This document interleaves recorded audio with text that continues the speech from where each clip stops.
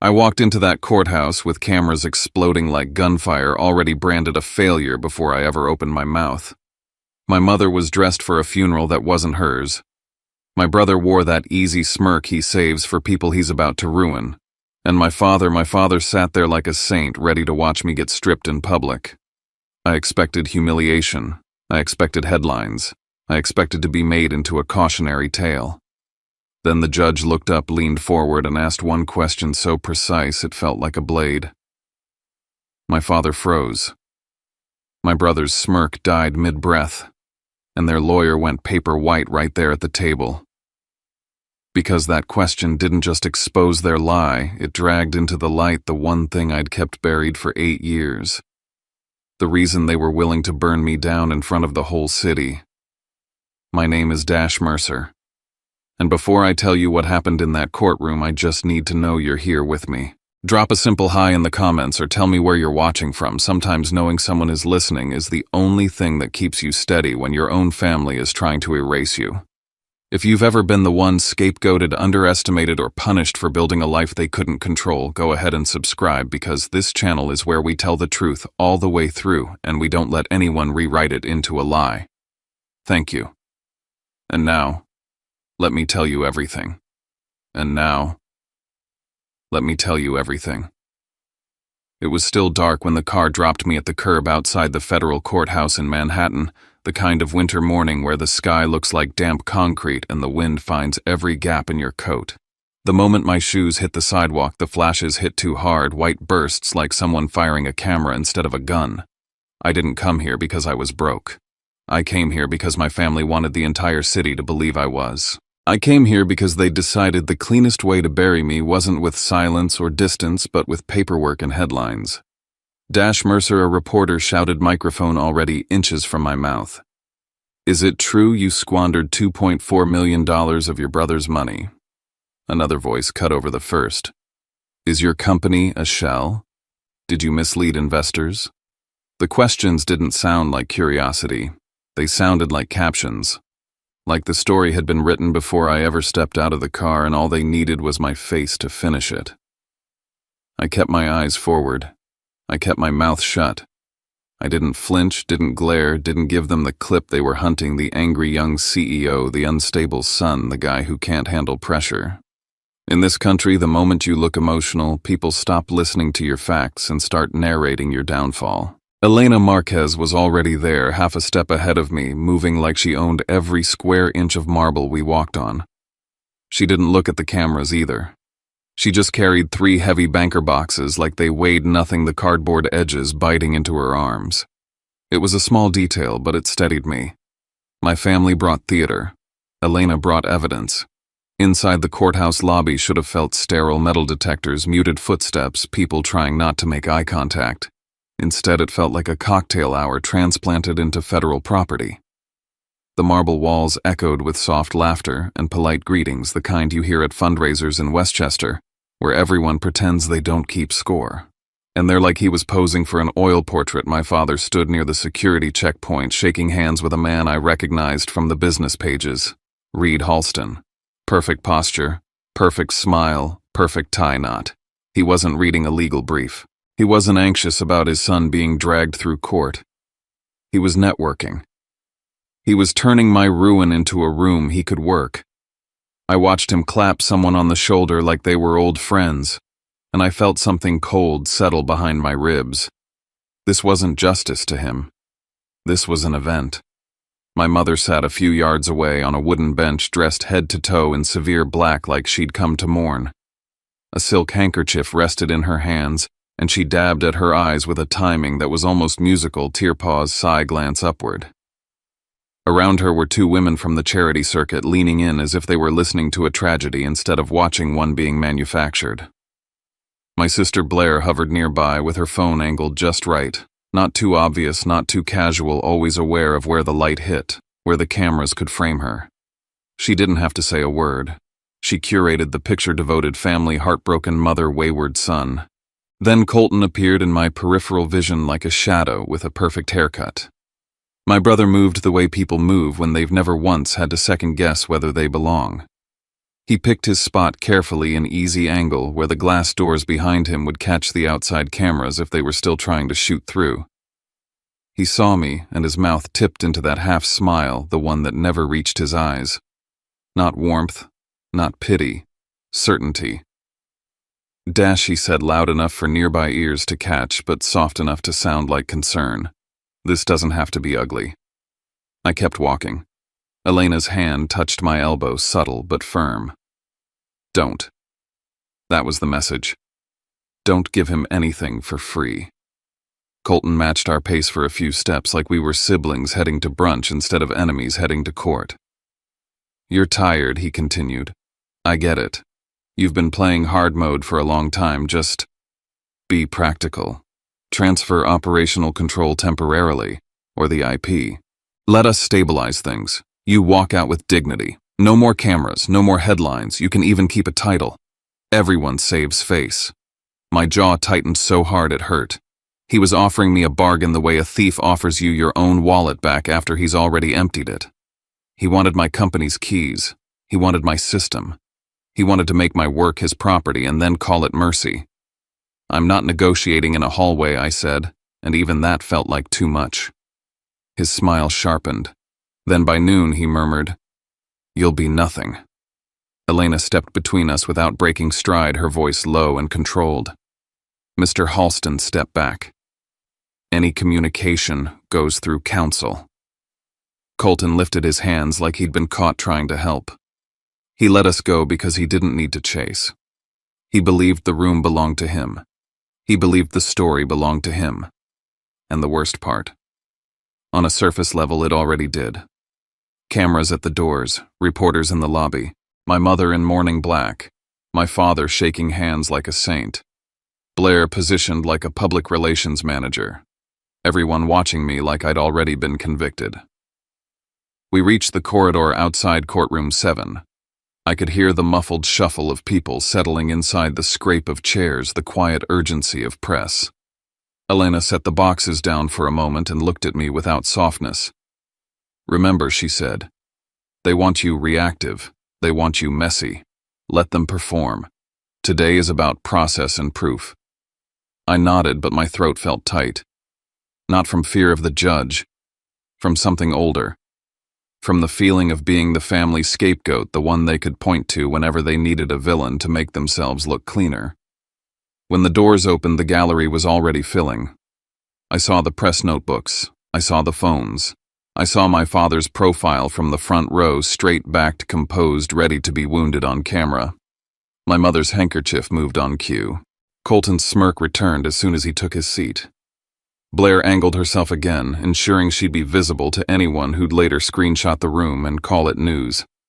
I sat at the defendant's table and folded my hands on the smooth wood. The sound of paper rustling felt louder than it should. Pen tips scratched across notepads like insects. Elena slid one box closer, then another, calm as a surgeon. I looked across the aisle at my brother and understood with a sick clarity they weren't just trying to embarrass me. They were trying to erase me from my own industry. Bankruptcy wasn't the end goal. It was the weapon. If they could stamp me insolvent in a federal courtroom, contracts would freeze, clients would panic, and the world I built would collapse under a label they manufactured. I kept my face still, but my mind snapped backward 8 years like a door opening onto a room I hadn't entered in a long time. Because this didn't begin with a petition. It began with a verdict delivered long before any judge ever knew my name. It began in my father's library in Scarsdale, on an afternoon when I showed them the thing I believed in, and they sentenced me for it at home. 8 years ago, the Scarsdale house smelled like polished wood and lemon wax, the kind of scent that clings to money that's been in one family too long. It was late fall, gray light filtering through tall windows, and I stood in the library with a pitch deck I'd rehearsed until my throat went raw.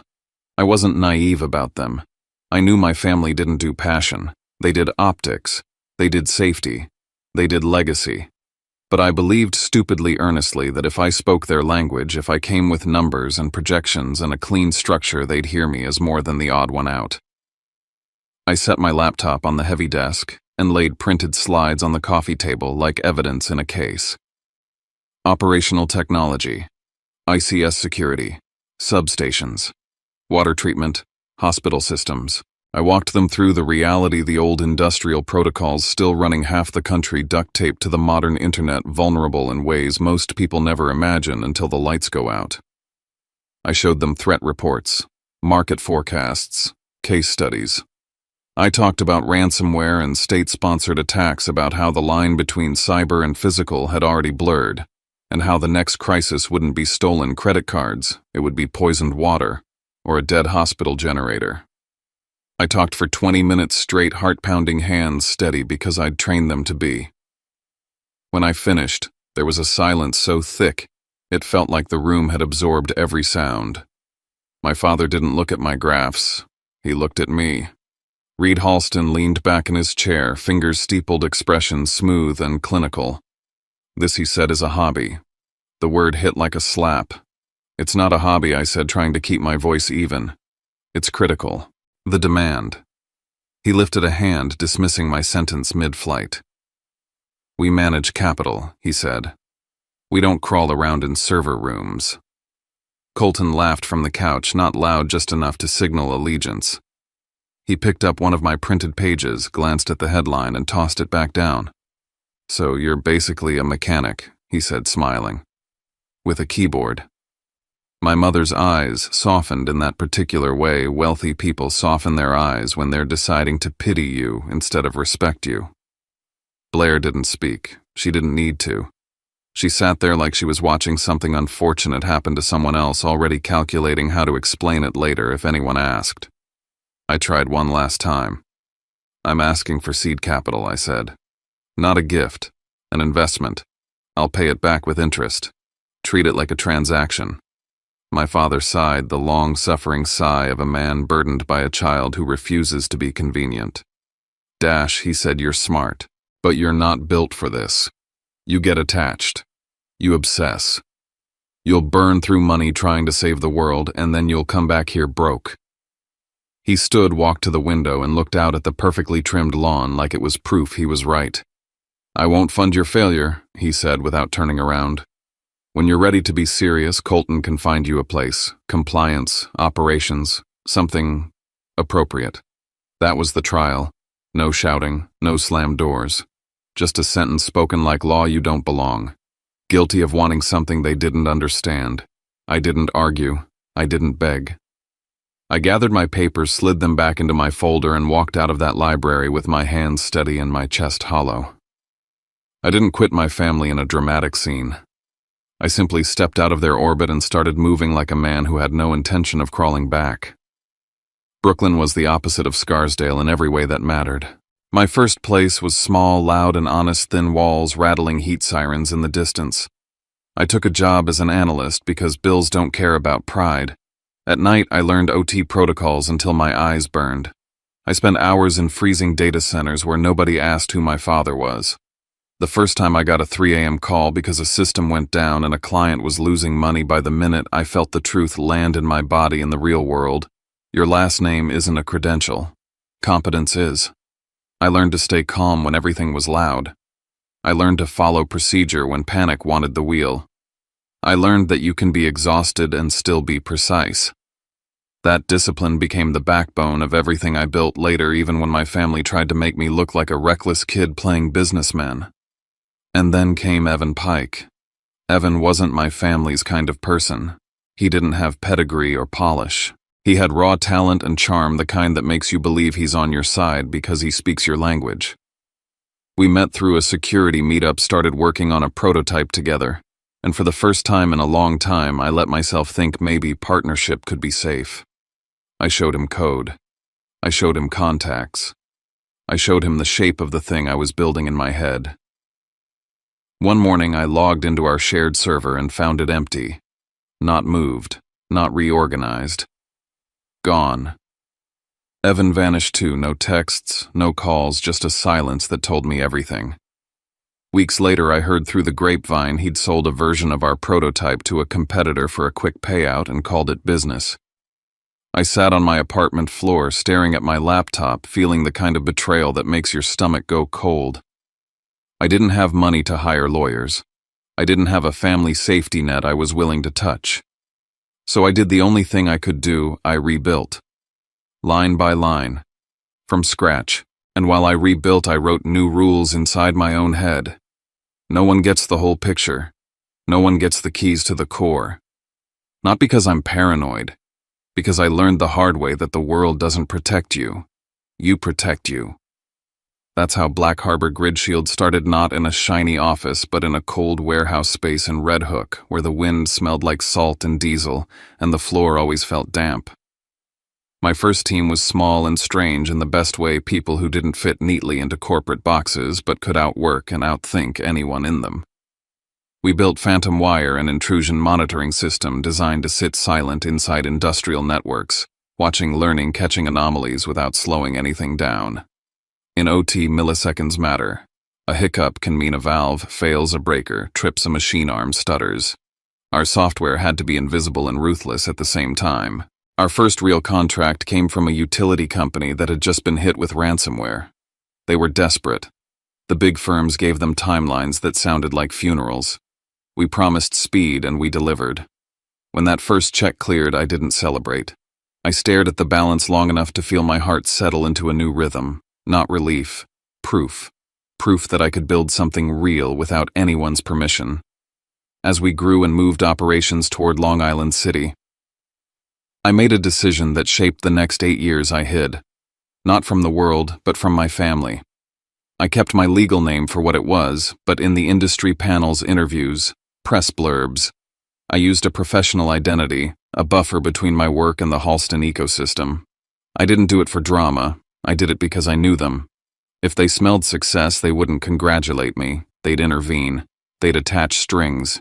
They'd turn my company into an extension of their image or their balance sheet. I didn't want their hands anywhere near the thing I'd built with blood and sleepless nights. For a while it worked. I built quietly. I lived modestly. I reinvested everything.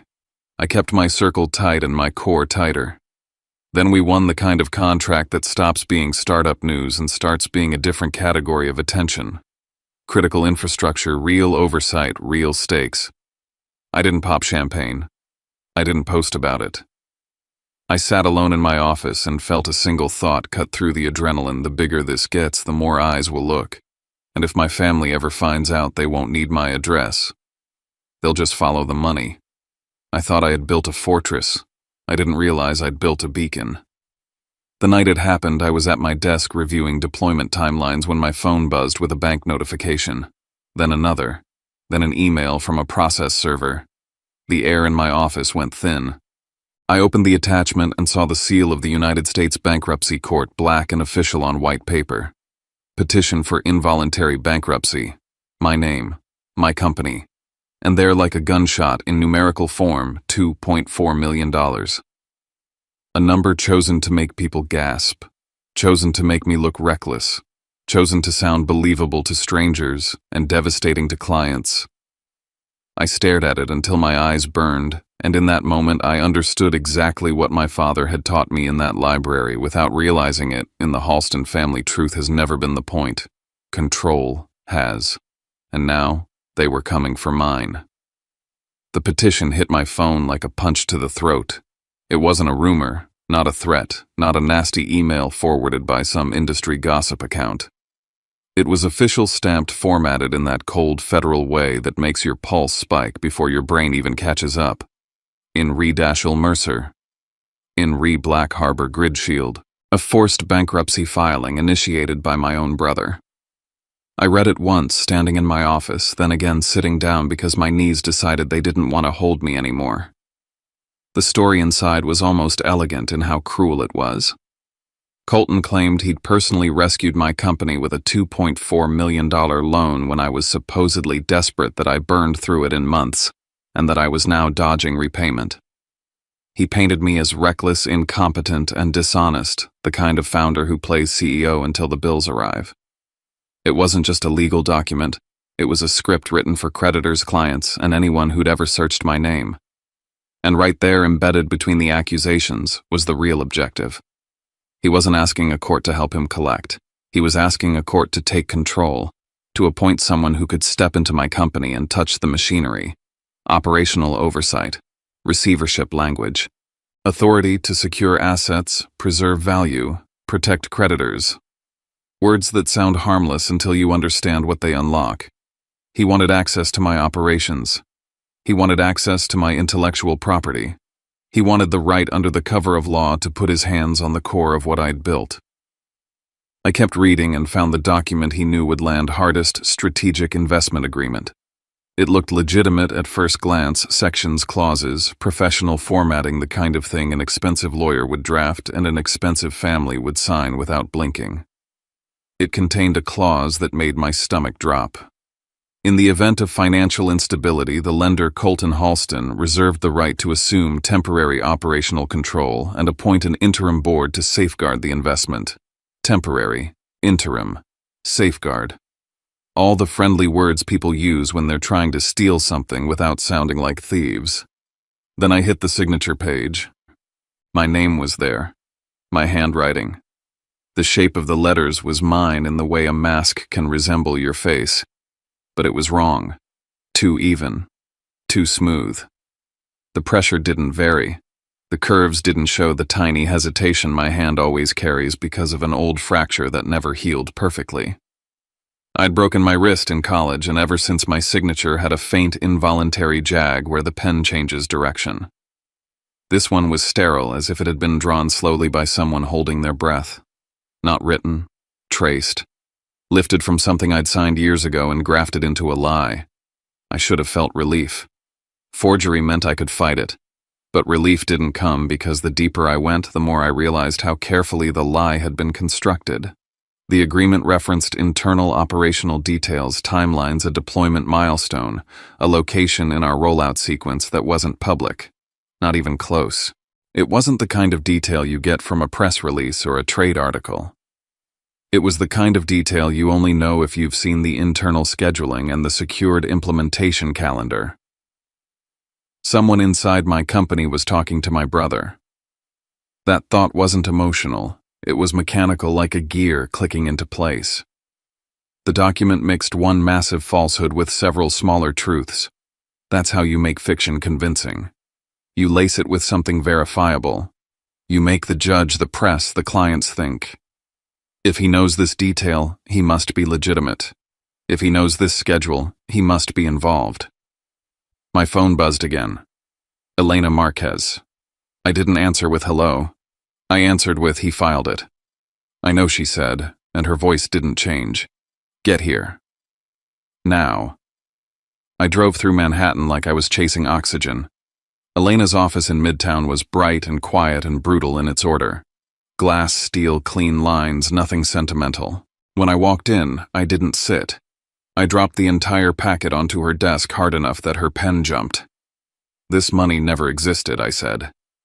And that signature isn't mine. Elena didn't blink. She slid on her reading glasses and flipped through pages with the patience of someone dissecting a threat. We're going to treat this like what it is, she said. 2 fronts. She tapped the signature page. First, we prove fabrication. Forensic handwriting analysis. Comparison sets from your verified contracts, tax filings, state IDs. We go after the routing number they listed for the alleged transfer. We subpoena his accounts. We make the court look for money that never moved. Then she tapped the sections with operational control language. Second, we prove motive and method. This isn't a family dispute. This is an attempted takeover fueled by internal leakage. I pointed to the deployment detail I'd caught. He shouldn't know that. Elena's eyes sharpened. Exactly. And if he knows that, it means he's either hacked you or paid someone to talk. She turned another page and stopped at notarization. The silence that followed lasted 1 heartbeat too long. The notary seal was embossed, not printed. A physical press, real raised impression. And the name in the ring around it wasn't Colton's. It wasn't a random notary. Marjorie Halston. My mother. For a second, my brain tried to protect me with the old lie I'd carried for years. Colton is the problem. Reed enables. Marjorie just follows. Blair just manages optics. That story let me function. It let me compartmentalize. It let me imagine my mother was weak, not malicious. But that seal wasn't weakness. A seal is an action. A seal means she held paper in her hands and pressed her authority into it. Or she let someone take that authority and use it. Either way, my family wasn't watching Colton hurt me. They were participating. Elena's voice cut through the fog. "This changes the scope," she said calmly. "If her commission is expired, it's not just misconduct, it's fraud. If it's active, then she notarized a forged signature. Either way, she's tied to the document in a way no one can handwave." I swallowed hard. My throat felt raw and dry at the same time. I always told myself she wouldn't go that far. Elena gave me a look that wasn't unkind, just honest. People go farther when the stakes are fear and money. She slid the petition back toward me and pointed to a section that wasn't highlighted, wasn't dramatic, but was deadly. "Now we talk about why they chose bankruptcy." I knew. I didn't want to say it, but I knew. Elena didn't let me avoid it. "Your contract has stability clauses," she said. "A bankruptcy proceeding triggers review. It doesn't matter whether it's real or frivolous." They pause. They freeze.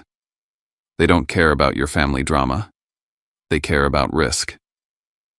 The air in the room felt thinner, because that was the true target. Not my pride, not my reputation, not even the $2.4 million lie. The target was the work, the deployments, the trust we'd earned with critical systems that can't afford chaos. "They don't need to prove you're broke," Elena said.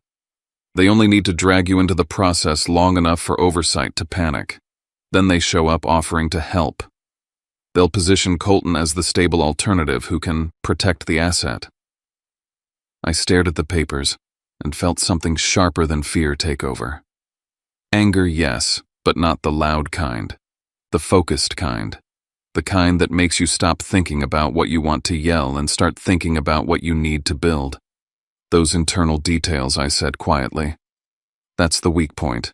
That's the entry point," Elena corrected. "And it's also our leverage. If they have someone inside, we can make that leak work for us." I looked down at the agreement again. The lie wasn't just that money moved. The lie was that he had any right to step into my company at all. If I could prove he was feeding off stolen information, his whole posture as a concerned creditor would collapse. And if he acted on a false internal detail, we could catch him in a legal misstep he couldn't explain away. Elena leaned forward. "Here's how we do this. Shield and sword." She listed it like a checklist because that's how she fought. Shield forensic signature analysis, routing number, validation, subpoena bank records, audit your company's books. Show solvency. Show the absence of any $2.4 million transfer. Destroy the premise. Then she paused and let the second part land. Sword-controlled misinformation. We plant a detail so specific it can only come from your inner circle. A fake asset relocation. A fake destination. If Colton's side references it in any motion affidavit emergency filing, we prove he has unauthorized access to internal communications. That's not family drama. That's espionage. I pictured my office, my team, people I'd promoted, trusted, paid well, defended. People who knew the late-night rhythms of our deployment schedules and the private language we used when we were under pressure. My stomach tightened, so I have to go back in there and pretend I'm cornered. "Yes," Elena said. "You can't blow up. You can't purge. You can't spook the leak. You act stressed, you act vulnerable, and you feed a memo to a small group. Then we wait and watch which way the water runs." I drove back to Long Island City with the petition in my passenger seat like it was radioactive. When I walked into the office, the lights were bright, the hum of servers steady, the usual rhythm of people working with purpose. On the surface, nothing had changed.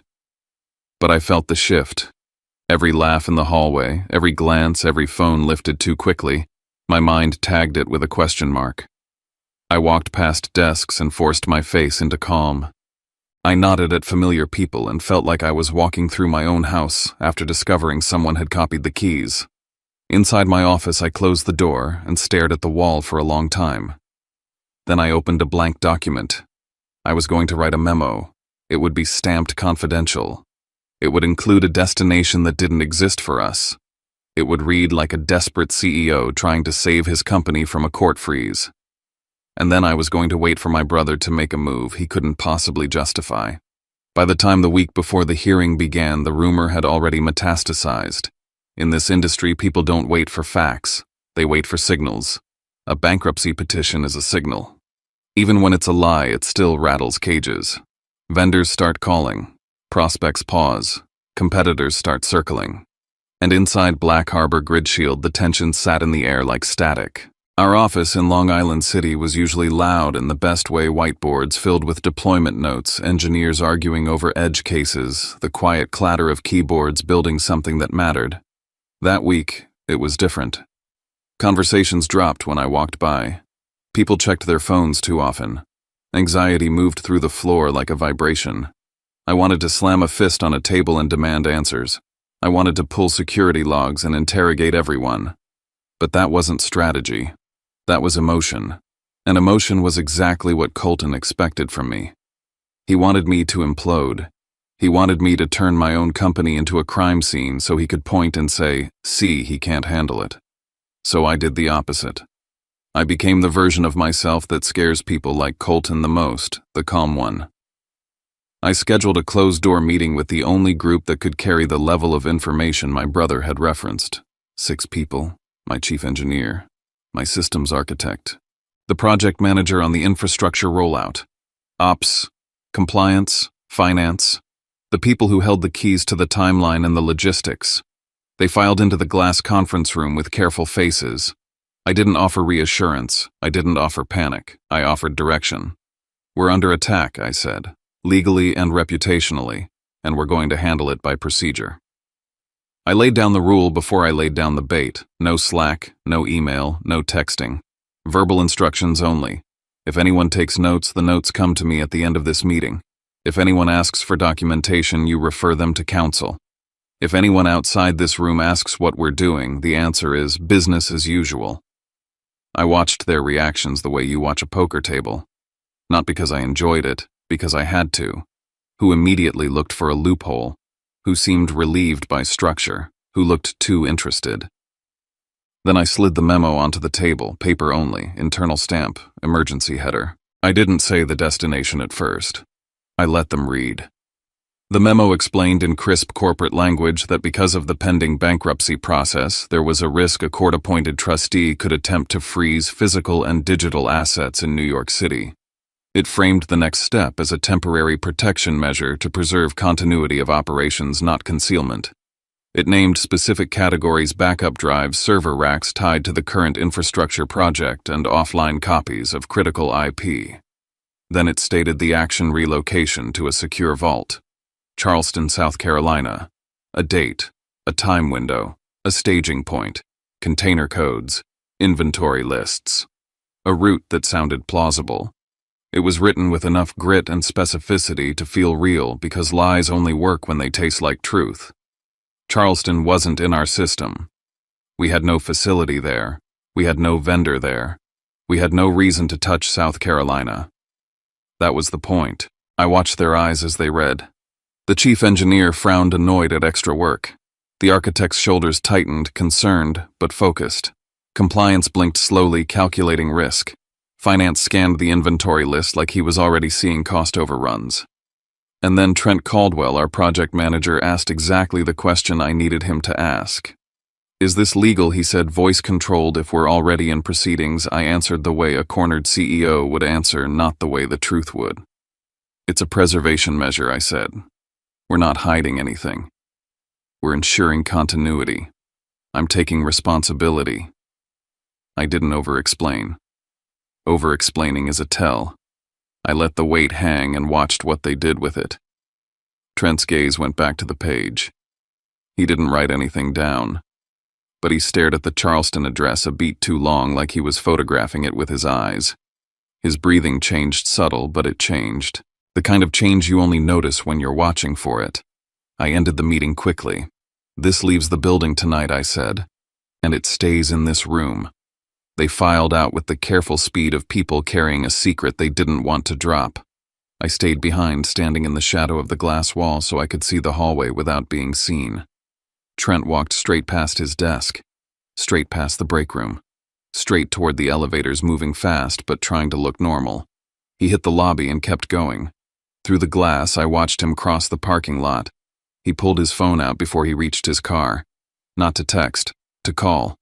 He paced head down, hand tight around the device, body angled away like he knew he was being watched even if he didn't see me. My stomach didn't flip. It settled. A terrible calm. I left the office and went straight to Elena's war room in Midtown. Her conference table was already buried under binders and forensic reports. The shield was coming together exactly as she'd promised: handwriting analysis with overlays against verified samples, a routing number check that failed validation, and subpoenas moving through channels that don't care about family names. Elena laid it out with clinical precision. If he claims he wired money, we make him show the wire. If he can't, his entire petition looks like bad faith. If we prove your solvency, we undermine the foundation. And if Charleston shows up on his side anywhere, motion affidavit emergency filing, we prove he has access to internal info through improper means. I nodded, then did the thing I hadn't expected to do in the middle of a legal war. I made a phone call to protect the work. Ms. Hart answered on the second ring. Oversight? Contracting. The person whose job it was to keep risk away from critical systems. This is Dashiell Mercer, I said, keeping my tone steady. I'm notifying you that a malicious litigation action has been filed against my company. We are contesting it. We remain fully operational. I wanted you to hear that directly from me, and I want any correspondence claiming trusteeship or asset seizure to be verified through my counsel before any action is taken. There was a pause, the kind that tells you someone is measuring you. Thank you, she said. We will flag it. Keep your house in order. I will, I said, and meant it. When I hung up, the weight in my chest shifted. This wasn't only about my name anymore. It was about keeping a project moving that couldn't afford disruption. About keeping people safe who would never know my family tried to pull the plug on their systems just to win a private war. Elena's phone buzzed while I was still standing there. She glanced at the screen, then looked up at me. They're preparing something, she said. An emergency motion. My pulse didn't spike. It sharpened. Good, I said quietly. Because if Colton's team came into court claiming I was hiding assets and they used Charleston as their justification, they wouldn't just be making an accusation. They'd be leaving fingerprints. They'd be admitting they knew something they had no right to know. And once they did that, the story wouldn't be about my supposed insolvency anymore. It would be about how far they were willing to go to seize what wasn't theirs. I left Midtown and drove back toward Queens under a sky the color of steel. In my head, I ran the next days like a checklist. Stay calm. Stay procedural. Keep the bait believable. Let the leak travel. Let the other side commit the error. Because if they were going to turn my life into a spectacle, then I was going to make sure the final scene belonged to facts, not performance. Elena called before dawn, the kind of call that tells you not to bother pretending you were asleep. Her voice was clipped and steady, but I could hear the edge under it. Open the court's docket email, she said. Now. I stood in my kitchen in Brooklyn, bare feet on cold tile, laptop open on the counter like a confession. The subject line made my jaw lock: emergency motion for temporary restraining order. I clicked. I read the first page, then the second, then the paragraph that made my stomach go perfectly still. Charleston, South Carolina. They weren't even subtle. Colton's counsel claimed I was preparing to divert company assets to a secure facility in Charleston to hide them from creditors in the court. They asked for immediate relief, freeze orders, prohibitions, a court command that would let them paint me as a man running with a bag of cash in the night. Charleston existed nowhere in my real operations. It lived only in the paper memo I'd handed to 6 people in a glass conference room. That was it. No vendors, no logistics tickets, no purchase orders, no warehouse, no registered facility. If it was showing up in a sworn filing, it meant the bait had traveled exactly where Elena and I needed it to travel. But what hit harder than the satisfaction of being right was what Charleston represented. It wasn't just proof of a leak. It was proof of intent. They weren't chasing repayment. They were trying to yank on the emergency brake of my company so hard it would snap. Elena didn't let me float in the moment. "This is good," she said, "and it's dangerous." "Because of the project," I said. "Because of the clients," she corrected. "They won't stop at court. A filing like this gets leveraged. They'll reach out to anyone who pays you and anyone who trusts you. They'll weaponize fear. They'll try to freeze payments, stall implementation, and make you look unstable." I stared at the words, "temporary restraining order," and thought about the people who didn't care about my family name, only the risk it could bring into their systems. Utilities. Municipal infrastructure. Healthcare. Institutions that live and die by continuity. The moment they hear bankruptcy, they picture chaos. The moment they hear trustee, they picture strangers with authority. The moment they hear relocation, they picture a company trying to run. My phone buzzed with another message from Elena. Not a question, a confirmation. I checked the notary she texted. Marjorie's commission expired years ago. I read it twice. Then again slowly, like my eyes could change the meaning. Expired. Years ago. That seal on the forged agreement wasn't just unethical. It wasn't even just fraud in the abstract. It was a specific provable piece of wrongdoing. Either my mother had pressed an expired seal into a document, or someone had used her seal while she looked the other way, or she'd lied about the status of it for years. None of those versions allowed me to keep telling myself she was merely caught in Colton's storm. My internal war shifted in that moment. It wasn't me versus my brother anymore. It was me versus the entire Halston machine, polished and practiced and willing to burn down my life to keep control of the narrative. Elena called again. "There's more," she said. I opened the TRO attachment again, this time reading for technical tells instead of emotion. Elena guided me like a surgeon. Page 7. That line about the staggered deployment phase, that reference to the integration window. I found it, and my throat tightened. They referenced a component of our rollout that wasn't public and wasn't general. It was the kind of detail that lived in our project timeline and the internal engineering calendar. Something a consultant couldn't guess. Something a casual observer couldn't infer. "This isn't just someone repeating the memo," Elena said. "They have operational access." It meant the leak wasn't a one-time slip. It meant someone could see what we were doing when we were doing it and how we were doing it. Someone close enough to cause harm without ever setting foot in a server room. I wanted to react. To lock accounts. To pull badges. To fire people in a wave and deal with the fallout later. But Elena had already warned me what that would do.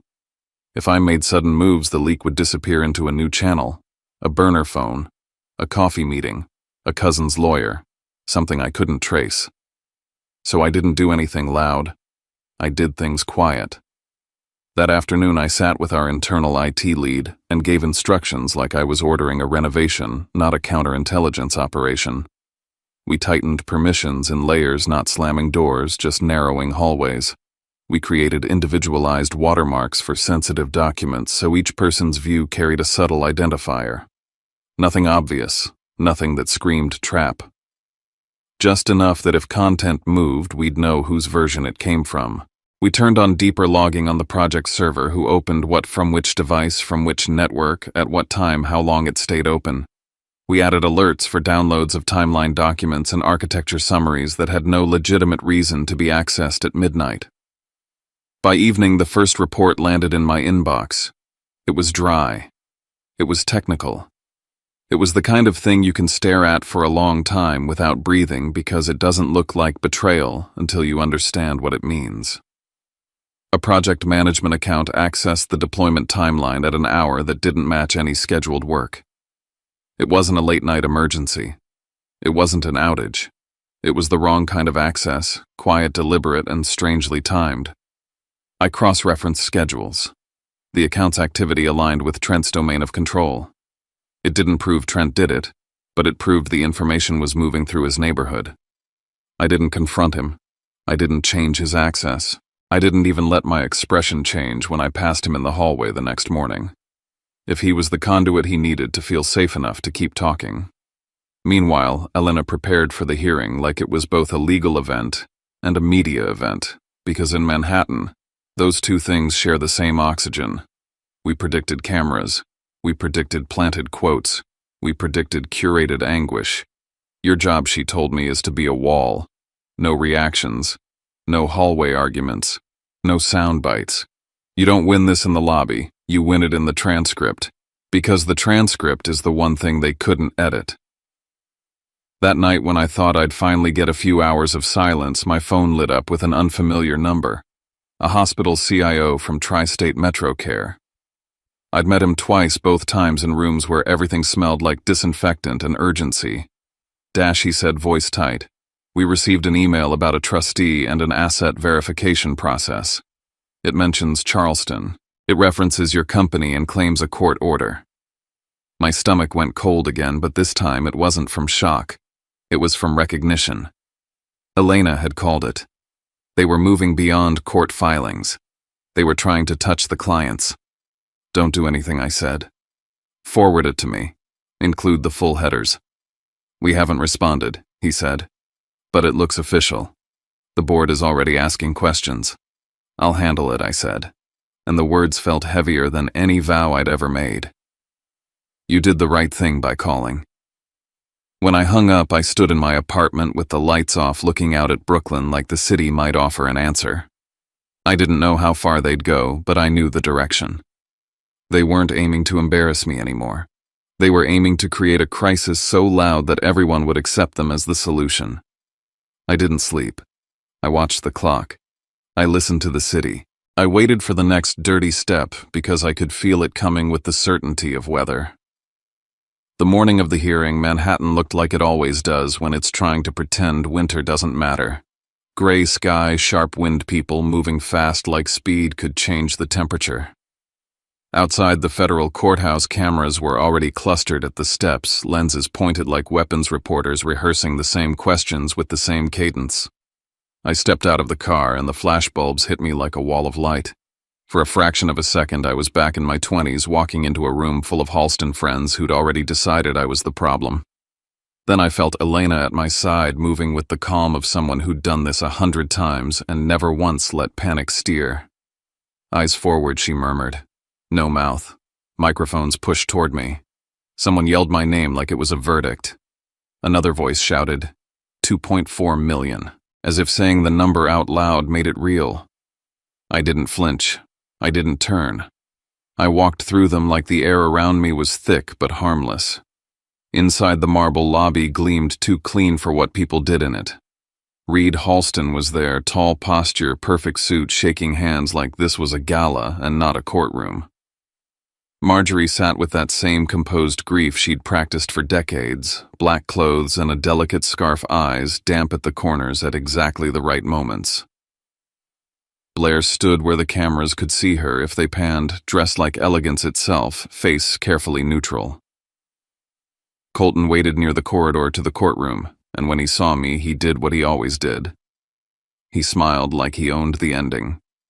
He stepped into my path at just the right distance, so the surrounding people could hear without it sounding like a scene.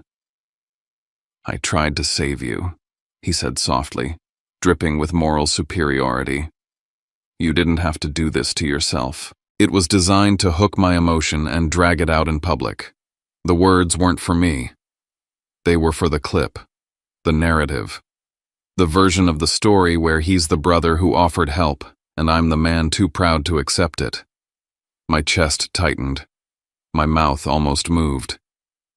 Elena's hand landed on my forearm like a break. Not rough, not dramatic. Just enough to redirect my body past him. Not here, she said so quietly it could have been a breath. We kept walking. Colton's smile held for a second longer, then flattened as we didn't give him anything to harvest. Halfway down the corridor, my phone buzzed. It was the Tri-State CIO again, and the timing alone told me this wasn't an update. This was escalation. Dash, he said, without preamble, we got a second message. It's not just about assets. It's asking for credentials. I stopped walking just for a heartbeat, then kept moving while Elena watched my face. What credentials? I asked. Root access, he said, and his voice cracked on the words. They're claiming they're a court-appointed trustee. They're saying they need to verify systems before transfer to Charleston. They're requesting the password for oxygen and life support control interfaces. For a moment, the hallway noise disappeared. All I could hear was the blood moving in my ears. Because that wasn't just harassment. That was someone reaching for the throat of a hospital. "Do not give them anything," I said, my voice dropping into the tone I use during incidents at 3 a.m. Lockdown. Whitelist only known IPs. Isolate the admin interface. Forward the email with full headers. I want source path and any attachments. "We already froze the request," he said. "But it looks like a court order. People are scared." "They're counting on that," I said. "Fear is the tool. Process is the shield. Send me everything." I hung up and looked at Elena. I didn't have to explain. My face told her enough. She didn't ask if I was okay. She asked for what mattered. "Do you have it?" "Not yet," I said. "But it mentions Charleston." Elena's eyes hardened. "Then it's connected. And if it's connected, it's not just bad faith litigation. It's impersonation and an attempted intrusion." We detoured into the building's business center, the kind of bland office room meant for people printing exhibits and praying over binders. Elena moved fast, all focus, no wasted motion. I forwarded the CIO's email to her as soon as it hit my inbox. She didn't just print the body. She printed the headers, the routing path, the technical fingerprints that people like Colton never think about because they assume the world runs on appearances. As the printer spit out pages, I scanned the timestamps. The email had been sent minutes before we walked into the courthouse. Not hours, not last night. Minutes. Which meant whoever sent it was either reckless beyond reason or close enough to do it while sitting inside this building hidden by the noise of the hearing. Elena stacked the pages like ammunition. "This changes the posture," she said. "The judge won't treat this as siblings fighting over money once we show a fake court order aimed at a hospital system." I swallowed the urge to run back into the lobby and drag Colton by the collar in front of every camera. That's what he wanted. That's what he'd trained me toward my whole life. Instead, I did what my company had taught me to do: treat it like an incident. Contain, preserve evidence, escalate through proper channels. We walked into the courtroom and the air felt different in there, denser, like everyone was holding the same breath. Lawyers at tables, clerks setting up, observers in the back rows like they were watching theater. I scanned the gallery not out of paranoia, but because paranoia is useless and observation is not. And there he was. Trent Caldwell, sitting near the rear cap, pulled low company jacket, zipped up, positioned close to the aisle like a man who expected to leave quickly. He didn't look at me like an employee worried about his CEO. He looked at me like someone watching a live feed, waiting to report. My hand tightened around the edge of the table as Elena slid into her seat beside me. Across the aisle, Gideon Price, Colton's attorney, arranged his documents with smug precision. Colton sat behind him, posture relaxed, eyes dipping toward his phone beneath the table like a habit he couldn't break. Reed and Marjorie wore their public faces. Reed's jaw set in righteous disappointment. Marjorie's fingers curled around her tissue like a prop she'd rehearsed with. Blair held herself still, carefully camera-ready, even when no cameras were allowed inside, because she understood something most people don't. Courtrooms have their own kind of audience. Elena placed the printed email at the front of our stack where she could reach it in one motion. I could feel my heartbeat, but it didn't control me. I was past embarrassment now, past family pain, past the old desire to be understood. If they were willing to pose as a trustee to pry at life support systems, then they weren't just trying to ruin my career. They were endangering people who had nothing to do with the Halstons, nothing to do with my last name, nothing to do with my childhood. The clerk called the room to order. Chairs shifted, papers whispered.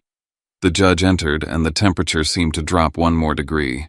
I stared straight ahead, hand still, face unreadable, because that was the only way to keep this from becoming the circus my family had planned. And as the hearing began, I knew one thing with absolute clarity. All it would take was one properly framed question about a federal infrastructure contract and the obligations tied to it, and the story they'd built, bankruptcy, concern, moral outrage, would collapse under the weight of what they had actually done. Not in the lobby, not on camera, in the record, where lies go to die. The The courtroom felt like a set built to kill me in public. The gallery was packed reporters, family friends, people who'd already decided what kind of man I was. I sat where they wanted me, the defendant's table spine, straight palms on cold wood face still. They needed me to shake. I didn't give them that. Gideon Price stood and delivered his opening like a press release with a law degree. He called me reckless. He called Black Harbor Grid Shield a shell. He said I'd torched $2.4 million and was about to run again, and he said Charleston like it was a destination he'd personally watched me book. He asked the court to appoint a trustee immediately to step in to seize control to protect creditors. It sounded responsible until you listened to what it actually meant. Judge Latham Klein didn't look impressed. He flipped through the filing, stopped at the company description, and lifted his eyes past Gideon, past Elena, straight to me. His voice wasn't loud, but it had that precision that makes a room go quiet. Mr. Mercer, he said, is Black Harbor Grid Shield, a prime or key contractor on a federal critical infrastructure protection project. I answered the only way a man tells the truth when it matters. Yes, Your Honor. He didn't let me hide behind vagueness. Does that work involve federal oversight and active operating systems for power, water, or hospitals? Yes, I said again, careful with my scope, clear on what I could confirm. The air changed. My father, Reed Halston, went still in the front row too, still like a man hearing the floor open under him. Colton's expression collapsed in real time, his smugness draining out like someone pulled a plug. Gideon's face lost color because he understood what the judge had just done. He'd moved this out of family theater and into a category where lies don't stay civil. Elena rose and asked permission to proceed by evidence. No speeches, no hurt feelings, just structure. She established solvency, first independent audit statements, reserves no debt that matched the claim. Then she went for the so-called loan. The routing number was invalid. The check sum didn't match any legitimate bank. Subpoenaed records showed no transfer. The investment agreement fell apart under the camera of forensic comparison, my real signatures over years versus the one they filed, too uniform, too controlled, the telltale hesitation marks of tracing. Gideon tried to redirect, but Elena kept tightening the frame, bad faith filing designed to trigger review and freeze under a federal contract. Then she put my mother's name in the center of the room without raising her voice. The notary seal, Marjorie Halston, and the state confirmation her commission had been expired for years. Either she pressed that seal into a forged document, or her seal had been used as part of the fraud. My mother's morning look cracked for a second. My father shifted like he was trying to sit in a different skin, but he couldn't. The more he tried to hold the saint posture, the more obvious his fear became. Elena held up their own emergency motion and read the word that mattered. Charleston. She didn't have to dramatize it. I stood when the judge addressed me and said it cleanly. Charleston was not real. We have no facility there. I created that destination as controlled internal information to test for a leak. It was shared only with my senior management. The judge's gaze sharpened. It wasn't just a false allegation now. It was proof they'd received internal operational data they had no lawful way to obtain. Then Elena placed the printed email on the record, the one sent to Tri-State MetroCare, the one that used Charleston to sound credible. The sender claimed to be a court-appointed trustee. The message demanded root access to life support systems, attached a fake court order, and tried to force a hospital into compliance through fear. The courtroom stopped being a place where rich families argue about money. It became a room where a judge had to consider impersonation wire fraud and attempted interference with critical services. I didn't accuse anyone with emotion. I only pointed when the judge asked about internal access. That man, I said, indicating the back row. Trent Caldwell. He's on my project side.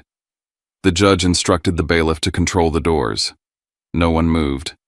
For the first time all morning, my family looked like they understood the roles had flipped. I wasn't being tried by their story anymore. They were being examined by the court. Judge Klein leaned back then forward and stripped the case down to the one demand no performance can survive. Show me the money, he said. If you filed based on a specific debt, you produce proof of the transfer. Gideon started talking about complex structures and private arrangements, but the judge cut him off. Evidence, he said, not narrative. Gideon's hands trembled as he shuffled paper that couldn't save him. Elena introduced the detail that connected the lie to something older and uglier. The transaction coding and footer metadata on the forged agreement matched the formatting used by Halston Ridge Advisory, my father's firm. She paired it with public indicators, complaints, questions, and investigation trail around missing allocations that mirrored the same number, $2.4 million. I didn't need anyone to explain the shape of it. My brother's loan wasn't just a weapon against me. It was a paper tunnel for my father's books, a way to bury a hole under the label of a failed family rescue. Judge Klein called my father to the stand area. He asked simple questions that left no place to hide. Did you know about this agreement? Did you authorize any transfers? Do you recognize this coding? Reed tried to push it onto Colton to frame it as a son acting alone, but the judge pointed out what was obvious in the record. The notary seal belonged to Reed's wife, the coding matched Reed's system, and the only beneficiary of a lost loan story was Reed's balance sheet and reputation. My father's control cracked. He tried to protect his image and ended up exposing motive. He spoke about needing time, needing the quarter to close clean, needing the project to pause so things could settle. Elena didn't pounce. She simply let the words sit in the transcript where they could never be unsaid, and she made the court hear what they meant, intent to interfere with an active, federal-linked infrastructure deployment. Then the judge turned to Trent. He asked about contact with Colton. Trent tried to minimize it until the judge pressed on specifics, Charleston timeline's internal details. Trent admitted what mattered. Colton offered him a title, and money at the family firm asked for schedules and operational details, and Trent fed him what he could, including the Charleston memo. He said he knew it felt wrong, but did it anyway. In a few minutes, the triangle became clear. Colton requested, Trent supplied, Reed stood to benefit. Judge Klein ruled with a finality that felt like air rushing back into my lungs. The involuntary petition was dismissed immediately as a bad faith filing grounded in false documents. Colton was barred from refiling the same claim. Exhibits were preserved, and the transcript and evidence were referred for federal investigation, forgery fraud on the court, impersonation, wire fraud, bribery, corporate espionage, and attempted interference with critical operations. The judge ordered Trent held for further coordination and treated the hospital email as especially serious. Colton couldn't stop himself when he realized the room no longer belonged to him. He blurted that it was never about repayment, that he just wanted to bring me down, to put me back where he thought I belonged. The judge had it entered into the record. No more pretending this was concern. Outside the courtroom in the hallway, my parents reached for me like they could still claim the role of family. They begged for a private talk. They begged me not to let the investigation touch the firm. My father's voice sounded smaller than I'd ever heard it. My mother looked at me like grief could erase ink. I kept my voice even, because that was the only way to make it real. Today, I'm not here as your son, I said. I'm here as the CEO of Black Harbor Gridshield. Families argue at dinner. They don't try to bankrupt their own child in federal court. I didn't negotiate. I didn't soften it. I walked away. That afternoon, I contacted oversight and confirmed what the ruling meant. The petition was dead, the court had recognized fraud, and our work continued.